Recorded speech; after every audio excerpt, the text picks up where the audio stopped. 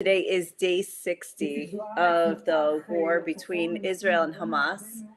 And I haven't done a live in a couple days. I put some stuff on text on the post. I posted stuff, but we are back into a full swing of fighting. The truce is over for a couple days now. I think for in my first few lives that I did, or the ones I did last week, I talked about the hostages being released, and we're actually, watching live, but there has been no hostage release. I think since was it last Thursday, and then back into all out war actually. So anyway, I thought I would just bring you some updates from today, actually, like the thunder and lightning. We have suddenly like this rainy weather.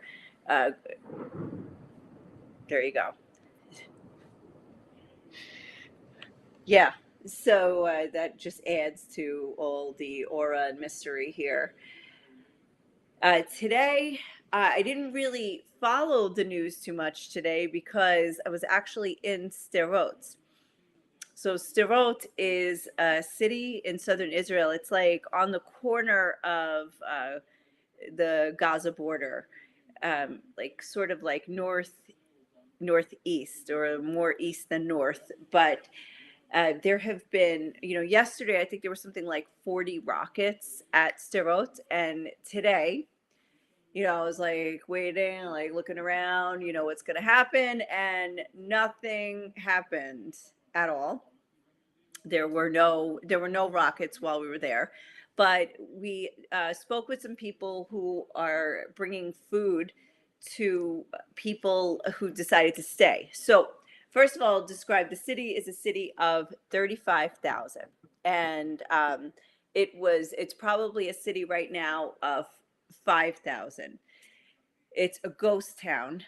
Most of the places that we drove through, there was nothing there, nobody there. The only things open are gas stations and supermarkets.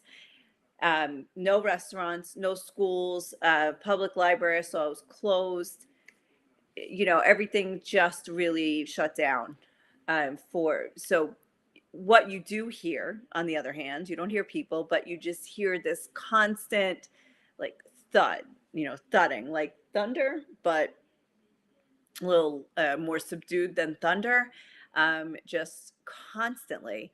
And that's actually the IDF, the Israel Defense Forces, assuming bombing Gaza. I don't know, how there could be that many bombs. You are just hearing like, I wouldn't say there's one every few minutes. I mean, several in 1 minute you would hear like boom, ba boom, boom, like just thud, thud, thud. And I'm not really sure, I'm not familiar enough with the military or with any kind of actions like this to tell you for sure what it is that I heard, but it was constant. So that's one of the reasons that people aren't living there. There's that, and now with the truce having ended, there's the more danger of rockets. So there, you only have 15 seconds to get to shelter. So everywhere we stopped, I'd look around and be like, okay, so where would we go right now? And I asked somebody we were doing a walkthrough of his experience of October 7th. And we were standing outside. I said, so if I'm here right now, like we were standing outside his house, but down a little bit the street there was a bus station, and I said, so if I'm here right now, if I'm at the if I'm outside, like I just walked out of the supermarket, where's the closest shelter to get to? And he pointed to the bus stop, and he said, but you're not going to make it there in 15 seconds. I looked, I'm like, yeah, unless I'm like a sprinter. I don't think I'm going to make it there in 15 seconds. So that's actually the dilemma. And the people that I spoke with, they do have a safe room in their house, but as I'm talking to him and he's pointing to the house and he's saying, yeah, and so we were here and we saw them, and literally like the parking lot we were standing in, which is like his building, like apartment buildings, the parking lot, and then a supermarket. He said they're actually, he's like, they were right here. They were roaming that street right between, it was like a parking lot between our home and the supermarket. And as we're talking, and he's saying, like, yeah, right there. And he points and he said, wait a second. And he looks, there's like a, damage from a gunshot. I mean, looks like presumably a gunshot, not a rocket, you know, it wasn't big enough to be a rocket, right by their window. So he was like, I didn't know that. Like he literally didn't know that. So they were in their shelter for 3 days. I said, well, did you go shopping? Did you go to the supermarket? Did you go? Nothing. They didn't leave their house for 3 days. And then when they got the message that, okay, all clear, you can evacuate. And it was like, you know, community wide thing. They got out of there. And ever since they've been out there, you know, staying, most of the city is currently evacuated. Many of them are staying in Jerusalem. Some people are staying out, like outside, you know, in the outside city. So anyway, that was very interesting. We also, as we left Sderot, we were driving west, and I saw the sign. You know, they have completely blocked off. You cannot go south from there, and there's a army checkpoint set up right there. So I recognize the names of the kibbutzes and the cities there that were blocked, you know, like that you can't get to anymore. Also, uh, we were on our way out. We were there all day, so we're like, oh, we'll find a place to grab a bite to eat. There was nothing. You know, we drove all the way to Ashkelon, then missed Ashkelon and kept going. But like up until Ashkelon, there was no, you know, no place open for food. So anyway, that was very interesting. Just to see, like, it really is a ghost town. There's nobody open. There's no stores. There's nothing to do. So there would be nothing for people to go back to there. Um, all right. So Ohan, hi Ohan. Ohan asked, so do you think it is safe to come to Israel? Well, you know, it's been safe for us. I mean, Jerusalem is the safest, but I think it's like anywhere you go, there's always a chance, and you never know. So, of course, while I was down there, there was not one siren or rocket. We did see an interception above us that apparently was in Ashkelon and in that region while we were there at Sderot. We also saw in Sderot a building that was hit by 3 rockets, and it's just like, you know, glass everywhere and shattered, and it actually penetrated a safe room even. So it must have been some kind of, you know, stronger missile or than they usually use. So we saw the damage. So let me tell you about the bomb shelter that was outside the bus stop. So a lot of these videos and pictures that were sent out by residents on that day went viral. And I have seen a lot of them. And so I'm starting to piece together the stories, like in actuality. You know, it's one thing to see the video, but then it's to be there. So today I stood at the bus stop where a minibus was taking a group of people there was a pickup before Sderot and then in Sderot, and going to bring them to the Dead Sea. And it was mostly elderly people who wanted to go there. It was on a Saturday, and they had wanted to go to relax at the Dead Sea. It's the lowest point on Earth. It's this body of water that is full of salt, and you float, and you know, it's really awesome. So anyway, they went. They were on the bus. The bus either broke down or they had to stop because all of a sudden the rockets started from like 6 or 6:30 in the morning, and they wanted to get to a shelter. So what happens, what I learned today, is in this city of Sderot, when the rockets, when the red alert system warns of incoming rockets, the bus stops, the public shelters automatically unlock. and then anybody from the public can get in. They actually also, you can close the door. You can actually um, lock it as well. But on that day, that at least that particular shelter did not unlock. And so there were quite a few people out there, and they ended up all being killed in cold blood right there outside the bus stop. They had nowhere to run. So as I'm doing this walkthrough with this man, he's a pastor of a congregation down there. It's called City of Life, and he lived like almost within, the only reason he can't see it is because there's a building slightly in the way. But he said, this is the bus stop where my kids take their bus to school. And he said, as they're there, like not just there, but the person walking the dog, the person who went out for a run, they were just shot in the street right here.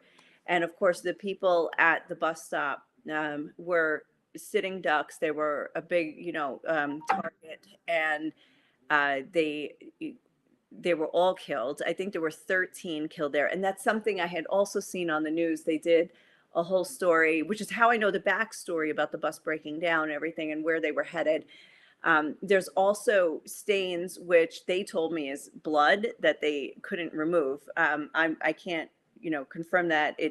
I wouldn't have looked at it and thought that's blood, but it's right by gunshots, and the whole thing is like riddled with gunshots. So news that just came out, which I mean, I've only seen it in a few places. I'm checking this out now.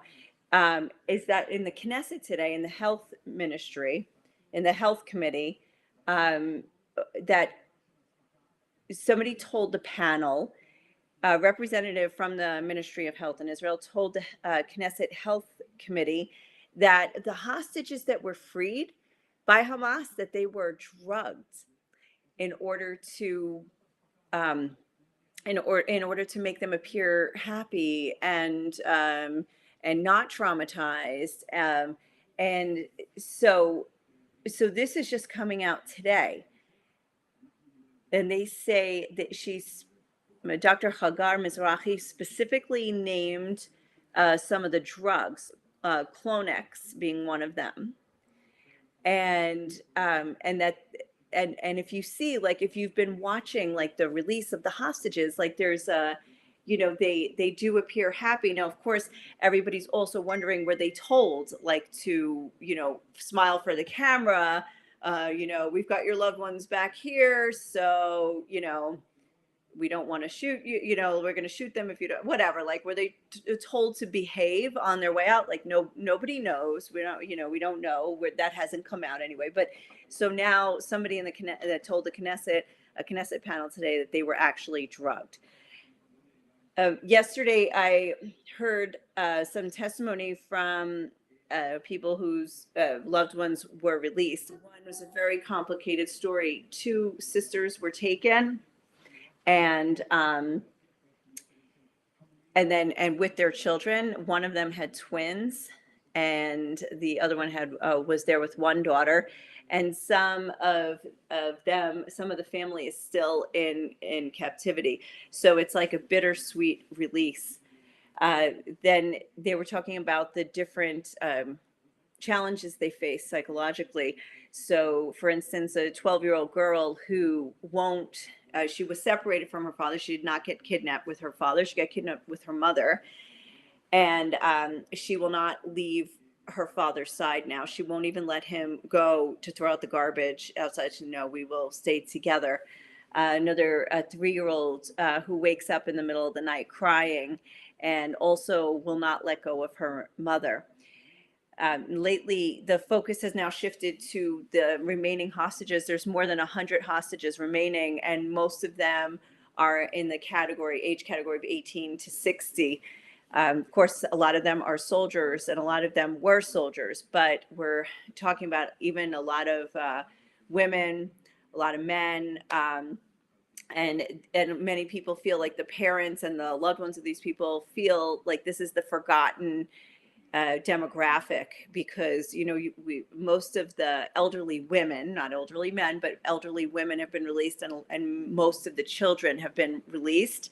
So this is kind of the forgotten age group, and the committees of the families of hostages are stepping up their pressure on the government. They're really, demanding from the government to do everything to release the hostages. Even they're calling for a ceasefire. I know there's a lot of debate as far as ceasefire, if that's a good thing for Israel or not. But the families want a truce or ceasefire so that they can do more of these hostage exchanges that we saw last week, which were dramatic and joyous, but also bittersweet, knowing that some of them, a lot of these kids were released without their fathers. And there are still so many people there, and we don't know the status, their status. Like, even are they alive? There's the Bibas family, the twin, the 7-month-old boy that was, no, 9-month-old, I think, that was taken redhead with his brother and his mother. And the whole families that they actually separated, they're separated from the father, who's also in custody. And Hamas said that they have been killed. But Israel says that without evidence, they will not believe that. Of course, there's still the hostages from before that, when 2 young men separately got into Gaza or were taken into Gaza, both of them with history of mental illness and special needs. And they have been there for one of them for almost 10 years and the other one for a little bit less than that. But why are they not? Why are they not out? Are they part of the negotiations? So there's not as much talk about truce or ceasefire. Israel is back. The Israeli army is back in Gaza. They're trying to take over more cities now, also in the south. In the first round, they said, we're staying in the north, and they told everybody to flee to the south. And they're now taking over city in the south. So Khan Yunis, in case you're interested. So I don't really have details, so don't quote me on anything, because I'm still checking out all the news and what happened today, because I have been on the road. And it is so interesting to drive into it. And I as we were walking through with this man from Sderot, I said, I feel like that I came to another country, because I'm not feeling this in Jerusalem. In Jerusalem, like right now, quiet house, because my kids have their activities, and they're out there doing their regular things, basketball games, after school programs, going to a friend's house. And I can see that life is not the same in other parts of the country. As far as what's happening in Gaza, again, I have to check. I think I did see an official number of 15,000, but I thought I saw that before the truce, and then I saw it again now. And I know that even within the first day, there were a few attacks that people said that 200 people were killed. So I was surprised that it wasn't a higher number that I heard from what's happening in Gaza. But there's just a lot of angst there, because there is nowhere to go. And a lot of people believe that if, Palestinians don't want to flee their land, because by going like to Egypt, because some people are saying, oh, deport them to Egypt. But they also are saying, but why would we go to Egypt? We're not Egyptian. And of course, Egypt isn't saying, yes, come. So, this is going to factor into the future of whatever will be, when this fighting ends somehow or another. What will be with Gaza. Now, Israel wants to eliminate all of Hamas, and they said even if that means in Turkey, in Qatar, wherever they are, we will go and eliminate every Hamas leader. But you still have 2 million Palestinians that are very upset with how they're not exactly fans of Israel either. Whether or not they're fans of Hamas, whether or not they would ever vote for them again or want them to rule, they're also not really fans of Israel that would say like that they want uh, to have a agreement with Israel. But there's talk about possibly an international um, oversight of Gaza after this is over. Whether or not that will, it's too, I say all of the talk is just talk. It's too soon to say anything of what will be, because I still can't. I mean, what is the outcome? I don't see yet what this outcome is going to be, and who lives through it, and um, do the hostages get out? That's going to factor into, of course, what happened. That's a big factor. If the hostages get out, I would think that based on that, people would actually. Hold on a second. Hello, I'm on a live right now. Are you come? Yeah. All right. Bye. Okay. So I guess Tony's not watching. There was one other hostage story, which is getting a lot of traction here in Israel. So I did want to tell you about that. The Amit Sousa, I think her name is.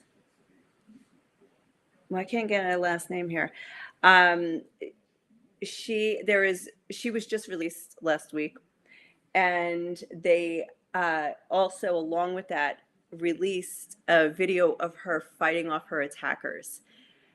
It took 7 Hamas terrorists to abduct her. She fought them off like crazy in the open field out where this concert was, but they finally got her and brought her back, brought her into there. She actually thought, she said she thought she was the only person kidnapped because she didn't realize the scope of what had happened. So she was just released to tell her story, but they also released, she agreed to release the footage of like some kind of surveillance that saw her, that caught her fight.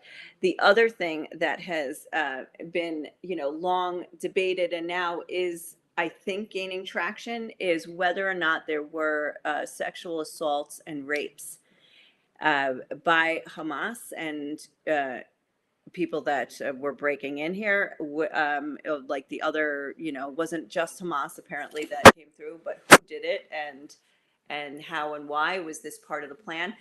But Israel has long said that there were rapes along with beheadings, and then that was debated. Some denied, and some debated, and some said no, absolutely, it did happen. But it looks like, at least with the sexual assaults and rapes, which, according to testimony I heard by an Israeli policewoman, were so horrific and barbaric, like beyond, like there was not just rape, but there was genital mutilation also of men, and just violent to the point that bones were broken.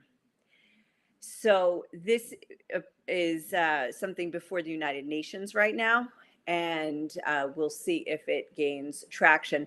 I saw there was a protest by women's groups overseas that were, to show, like it said, like their motto was "Me Too." Remember the Me Too movement? Hashtag Me Too. Me Too, unless you're a Jew.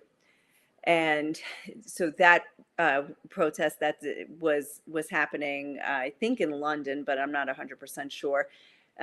Maybe, I don't know, just to show that, that this did happen, and they wore a very dramatic reenactment of the aftermath of a woman getting raped. So anyway, this is the somber detail I will leave you with.